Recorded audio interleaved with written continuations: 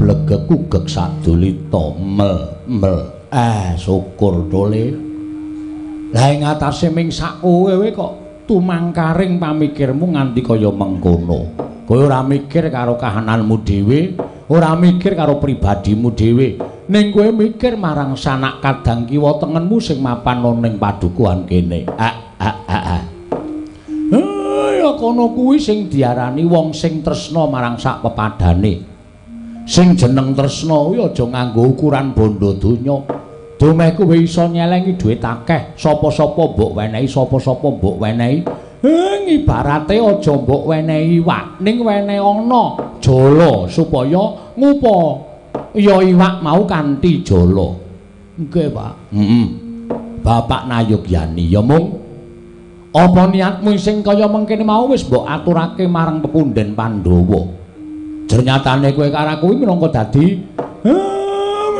dadi panakawaning Pandhawa, minangka dadi abdining Pandhawa.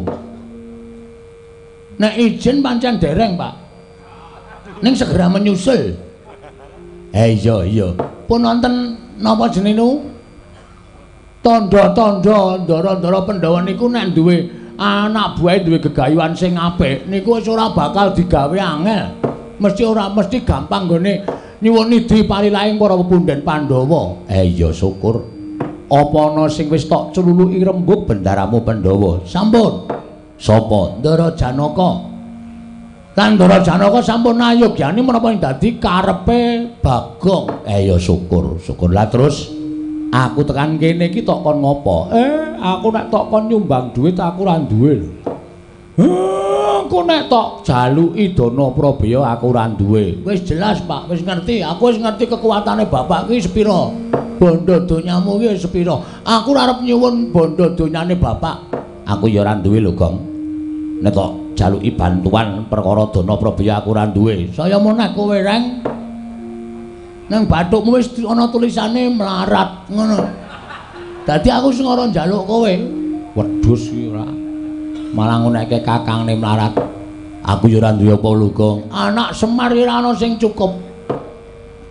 Dadi aku do tak aturi rawuh mrene iki ora tak jaluki dana Prabaya, ora. Sing wigati donga pangestune Bapak Mas Gareng, Mas Petruk, rencanaku iki lancar nir ing sambikala. Nek ming kuwi aku gelem menehi pangestu lan donga marang kowe. Ning kejaba saka kuwi kowe ya ndonga dhewe. Ketoke rasah, Pak. Lho. Kok ora mergane aku ndonga bola-bali ora tau kabul, Pak. Ning nek sampean sing ndongake sampean piyai sepuh mesti percaya bakale kasembadan. Terus sak bandure. Sing dadi masalah sing dadi perkara dek malam Jemuah Kliwon wingi aku ora turu. Iya, ora lek-lekan kowe. Rekae lek-lekane ngantuk. Terus aku ki tetula ning ngarep pendopo ning lincak ngarep kuwi. Lah kok makler tanpa nganggo iso tak ampet mripatku sirku ya lek arep turu ki nek slingsir wengi jarene wong tuwa wong melek ki bakal gedhe kanugrahane. Bener. Ning mau ora iso tak ampet maklek ilang sanalika. Jroning aku turu sedhela ki aku ngimpi, Pak. Kowe ngimpi apa? Aku ngimpi, Pak. Iya ngimpi apa? Jroning ngimpen kuwi aku ketemu karo sang ngakune jenenge Sang Manikmaya. Bapak tepung ora? Sik. Manikmaya kuwi Bathara Guru. Udu guru kuwi Manikmaya. Iya, kuwi Bathara Guru. Kuwi ora mulang nang ndi-ndi ya, Pak? Kuwi iki dewa kok guru asaduk lho, Pak. Sik.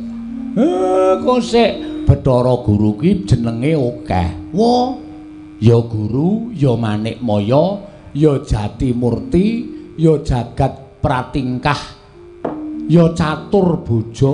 Weh, wong siji kuwi. Ora wong-wong kuwi dewa. Jenenge pinang-pinang. Bathara Guru omong piye? Paring sasmita karo aku, Pak.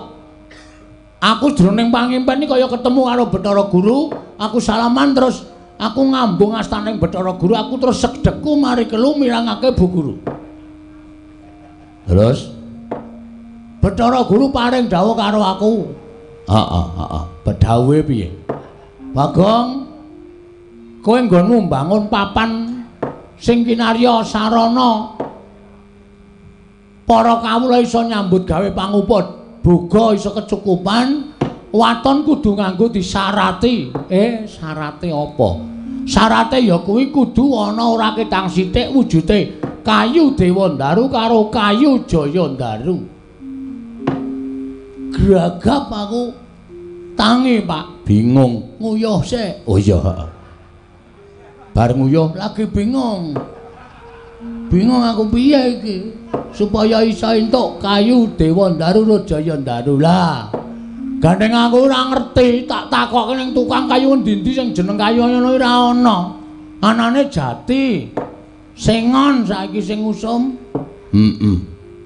Mula aku terus ngaturi rawuhe bapak. Ingkang wigati bapak iki gandeng wis sepuh, wis wareg ndahar gempalaning jagat legiasi ning kahanan.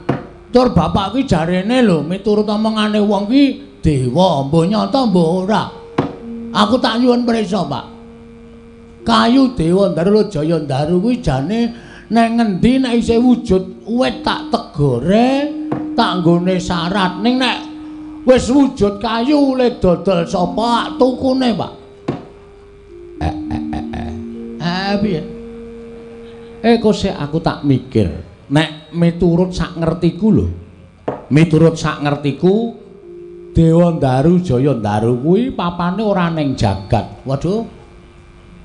Nendi iki? Papane ning Kayangan. Kayangan Suralaya. Berarti ndak liwat jalan tol. Lho. Suralaya. Saka kene cerak lho, Pak. Suralaya. Wah, tak kira nek Surabaya Pak. Pancen Saidan Suralaya. Suralaya iki nggone sapa? Suralaya iki nggone Bathara Guru. Sekolahan, udu. Ha kok ana gurune? Wah, Saidan. Aku nganti jagongan rasane ra betah aku. Suralaya iki papan pelenggane Bathara Guru. Ngono, guru iki lenggane ning Suralaya. Umar Bakri, udu. Jelaske, Pak, Ayo nang ngapura aku ki. Nuwun sewu karang wong ora ngedong e. Nah, Suralaya ki papaning para dewa. Walah, sampean ngendika ngene malah dong mau-mau. Omahe dewa ngene ta? Omahe dewa. Lah, sing mapan ning kono kuwi jenenge Bathara Guru kuwi dewaning para dewa. Nek arep nyuwun pewujudan ning mapan ana ing Kayangan ki kudu dipalilaing Bathara Guru. Lah nek kowe arep njaluk Dewandaru karo Jayandaru mau, kowe nyuwun dipalilah karo Bathara Guru. Wo. Carane munggah ning Kayangan, munggah liwat Andorante. Weh. Andorante ngendi nggone? Ah, kuwi papane ana ning sak caketing Gunung Himalaya. Himalaya? Angel ya Pak munggah, kowe angel. Ora saben titah iso munggah. Sing jeneng kulina munggah ana ing Andorante, ana ing repat kepanasan tumuli mlebu ana ing Kori Sela Matanggep, Windaramu Janaka. Waduh, aning Ndara Janaka tak suwuni pambiyantu munggah ning Kayangan mesti ra kersa. Ha mestine ora gelem. Wong kuwi wigatimu sing diperlu kowe kok dadak utusan Ndaramu Janaka. Nek kowe duwe niat ya apa sing dadi syarat-syaratane digoleki, digayuh. Aning aku ora mungkin munggah ning Kayangan, Pak. Aku mesti bingung. Kayangan ki nggone sapa wae? Werna-werna. Ana swarga Maruta, swarga Dahana. Lho. Kaca Ngerang. Lan sak piturute kuwi Kayangan pirang-pirang. Ha, kuwi ngono aku keblasuk piye? Ayo.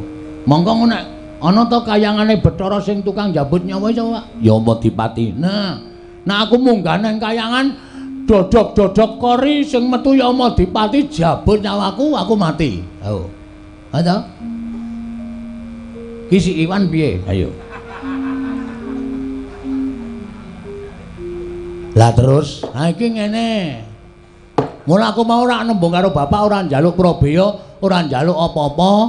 Ning saiki aku njaluk sak biyantune Bapak Semar. Aku mbok kon ngopo? Crita sing wis sumebar ning jagat bapak iki jane dewa. Ha ta? Nek ora kleru sampean ki titisane Sang Hyang Ismangun. Oh cangkeme ngawur to. Ismaya. Heeh, Ismaya. Kuwi kakangne Bathara Guru. Lah, gene kowe paham, ngerti wae.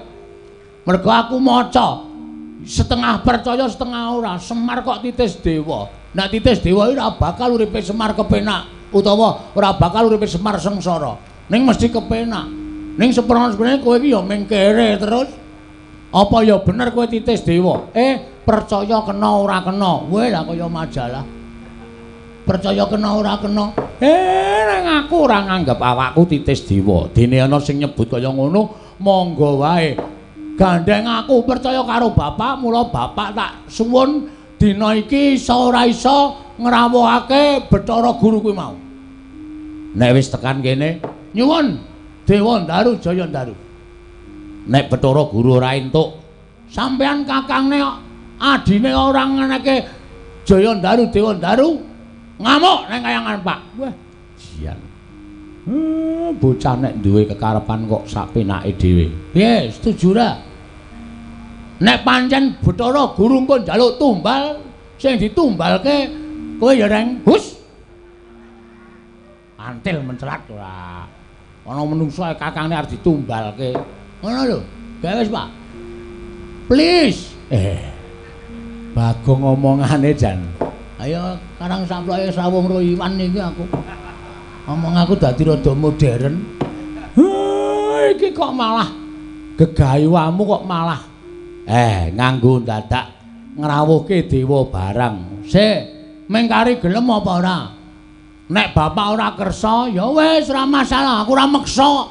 Nek nganti aku wani karo bapak ki kaya ngapa dosa sing tak sandang wong aku ki anak kok wani meksa karo wong tuwa. Ha ta? Ning bapak tak anggap ora tresna karo aku. Gegayuhanku sing wis menteng-menteng kaya ngene iki mandeg ming perkara sampean. Wis. Dadi nek sampean ora ngrawuhke Bathara Guru ning pedukuhan kene iki wiwit dina iki coret akte kelahiran. Aku mau dadi anake Semar. Aktemu semprene rong dadi. Ora tok urus kok cenan. Men aku ora entuk warisan ta. Pancen setan ran. Nek bapak setuju saguh Bathara Guru rawuh tekan kene, aku matur nuwun. Nek bapak engko ora gelem nembung, aku sing nembung, ora usah kuwatir. Aku sing nembung langsung karo Bathara Guru. Nek Bathara Guru maringake matur nuwun, nek ora bapak sing ngamuk. Lho. Piye to iki kok mulet iki? Sing nembung kono kok sing ngamuk aku. Aku nek kon ngamuk aneh, Pak. Moh. Aku wegah nek kon ngamuk. Mula bapak sing kudu ngamuk. Bapak ora trima karo Bathara Guru. Ing atase aku ki anake Semar. Semar ki titising dewa. Berarti aku ki isih turasing dewa. Termasuk bagian kulawarga dewa. Nek bapak ora iso njaluk Dewa Ndaru Jaya Ndaru asli wis to. Tak suwun bapak ngamuk. Ngono wae wis. Wis ora wis cakat-cakat iki wektune mepet Apa perlune gawe? Piye nala gareng? Wis turuti wae, Pak, turuti. Engko perkara Bathara Guru ki ngidini apa ora? Wis kuwi perkarane Bagong. Wetruk piye? Pun mang turuti mawon, Pak. Bagong nek wis ngono kuwi wis mripate abang ngono kuwi wis medeni. Ora apal karo laga-lagane Bagong kok kowe, Pak. Anak pirang-pirang tahun kok ora tau ngapalke lagane. Mataku abang. Cangkemku le omong cerewet ngene iki. Iki nek ora didepi sego ora mari aku, Pak. Ngandel ora ameng ngelih ta ora. Ya wis piye? Aku sing arep nyeluk Bathara Guru. Nyeluk ya apa? Semar kata-katane nyeluk. Aku sing arep ngrawuhake Bathara Guru. Wah, matur nuwun, Pak. Wah, pancen bapakku tenan kowe. Engko nek kira-kira Bathara Guru tekan kene disuwuni ngampil Dewa Ndaru Jaya Ndaru ora ngeparengake bapak nesu ya. Ya engko aku tak nesu. Ning aku ki nek ora dilarani ora iso nesu. Engko agajul. Wis asa kuwatir engko langsung tak gadul saka mburi bapak men nesu. Ya wis engko ndak kowe cerewet bae. Ora rampung-rampung perkarane coba. Aku tak matek aji pameling. Piye maksude? Ngundang Bathara Guru. Nggih. Ora do rame lho, Neng. Truk. Bapak arep matek aji pameling. Ya, mengko Bathara Guru bek rawuh, bek lega pikirmu. Bathara Guru ya ken rawuh lega piro. Heeh. Kowe kono dolan sik, Man? Nggih, Pak. Bu kok suarane kaya aku, Truk? Ayo mbok ya. Wis mulak-malik suarane. Engko gek kowe urun, Reng. Kok antil dasmu modar ora. Kok aku ya curiga e. Ngerti-ngerti kok suarane kaya kowe. Wah, jan tratapane. Gawe, Pak. Iya, kowe meneng ora gambleh wae. Iki wis arep wiwit semedi kok malah ngomong wae. Ya wis gak semedi, Mir.